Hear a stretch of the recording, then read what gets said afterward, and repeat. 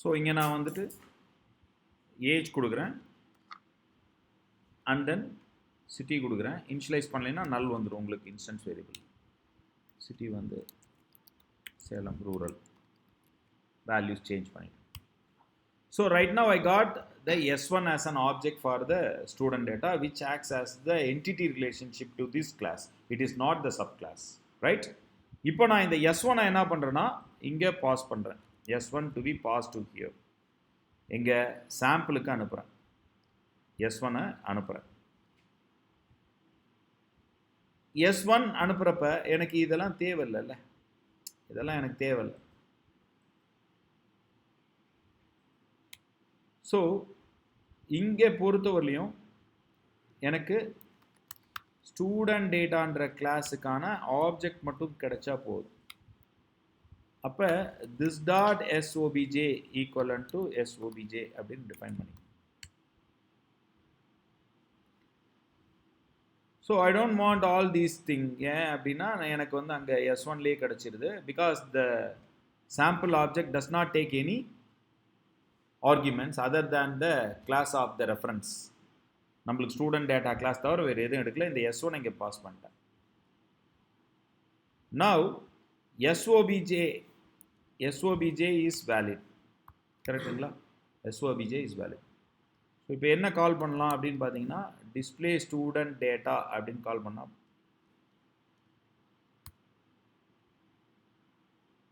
display student data from the type student data is not visible. Not visible, protected இருக்கு. So அது என்ன சொல்கிறான், ரெஃபரன்ஸை access பண்ணுறப்ப புரியுதுங்களா, இட்ஸ் நாட் விசிபிள் அப்படின்னு சொல்கிறான். அதுதான் இந்த இடத்துல நம்ம சொல்கிறோம். சாரி, ஹியோ இந்த இடத்துல சொல்கிறோம் different package non sub class protected is no அப்படின்னு சொல்லுவோம். Got it? புரியுதுங்களா? So it does not provide the access to the non sub class even though with different packages. அதே வந்து சப் கிளாஸாக இருந்துச்சுன்னா இம்மீடியட்டாக அதுக்கு ஆக்சஸ் கொடுக்குறோம். அதை தான் நம்ம பார்த்தோம். சப் கிளாஸாக இருந்தால் இம்மீடியட்டாக ஆக்சஸ் பண்ணோம். சப் கிளாஸ் அப்படின்னு இருக்கப்ப ஸோ இது வந்து என்டிட்டி, இங்கே வந்து என்டிட்டி ரிலேஷன்ஷிப், ஹேஸ் ரிலேஷன்ஷிப் பார்க்குறோம். இது வந்து என்டிட்டியாக இருக்குது. என்டிட்டி, இந்த ஸ்டூடெண்ட் ஆப்ஜெக்ட்ன்றது என்டிட்டியாக இருக்குது. எதுக்கான என்டிட்டி? சாம்பிள் கிளாஸ்க்கு. அதனால் இது ஒரு ரெஃபரன்ஸ் தான். அதனால் இதை ஆக்சஸ் பண்ண அலோவ் பண்ணல. இதே வந்து எனக்கு சப் கிளாஸாக இருக்குது அப்படின்னு பார்க்குறப்ப இங்கே நான் எக்ஸ்டென்ஸ் ஸ்டூடெண்ட் டேட்டா அப்படின்னு கொடுத்த உடனே என்ன பண்ணுறான், நான் இங்கே ஸ்டூடெண்ட் டேட்டா வந்து பார்த்தீங்கன்னா என்னென்ன ஒர்க் வேணும் அப்படின்றத நம்ம பார்த்தோம். ஓகே, ஸோ அதெல்லாம் ஆக்சஸ் கொடுத்துருவோம். Right?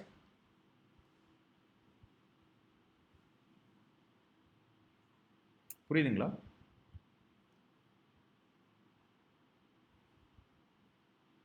This type is not visible, but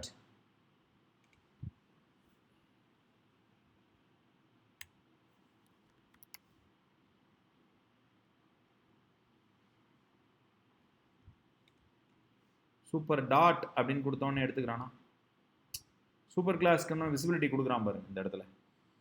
because extend ஆகிடுச்சு. கரெக்டுங்களா? சூப்பர் டாட் கால் பண்ணலாம்ல, அதோட மெத்தடை கால் பண்ணலாம்ல.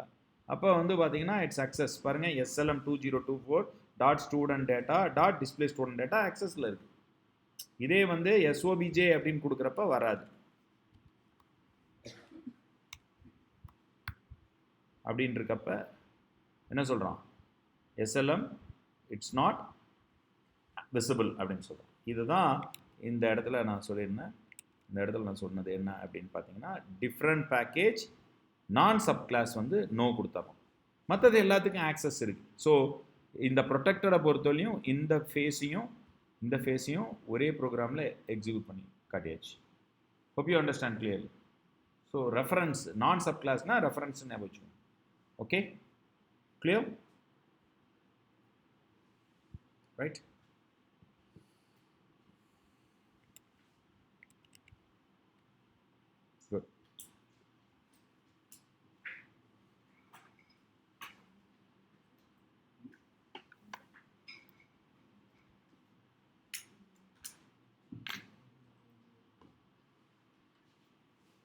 ஸோ நீங்கள் அக்ரிகேஷன் தெரியலனா இது புரியவே புரியாது. ரைட்? இந்த ப்ரொடெக்டட் ஆக்சஸ் புரியுதாமா? அதே போல் மீண்டும் சொல்கிறேன், none of the class starts at the outer level might not be the protected in nature. புரியுதா? நீங்கள் வந்து இதெல்லாம் ப்ரொடெக்டட் அப்படின்னு கொடுக்கவே முடியாது. இப்போ நான் ஸ்டூடெண்ட் டேட்டா இருக்குல்ல, இங்கே இருக்குல்ல, ஸோ இந்த கிளாஸை போய் நான் ப்ரொடெக்டட் அப்படின்னு கொடுக்க முடியாது. ப்ரொடெக்டட்னு கொடுக்கவே முடியாது. Illegal modifier for the class student data. Only public, abstract and final are permitted outer கிளாஸ்க்கு. நான் இன்னர் கிளாஸ் அப்படின்னா என்ன, நெஸ்டட் கிளாஸ்னால் என்ன அப்படின்லாம் சொல்லி தருவேன். ஓகேவா? ஆர்கிடெக்சரல் சம்மிட்ஸ் நிறைய இருக்குது, அதெல்லாம் பேசுவோம்.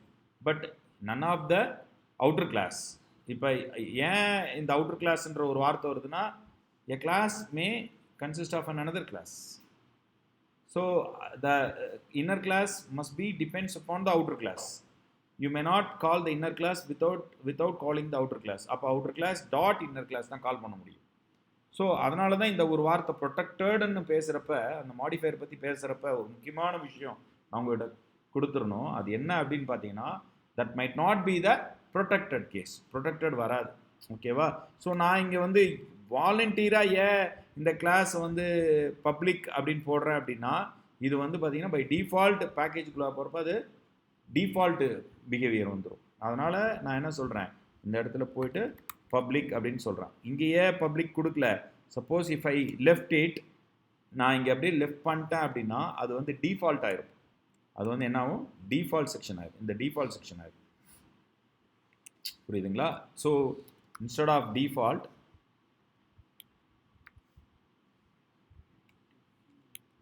DFUALT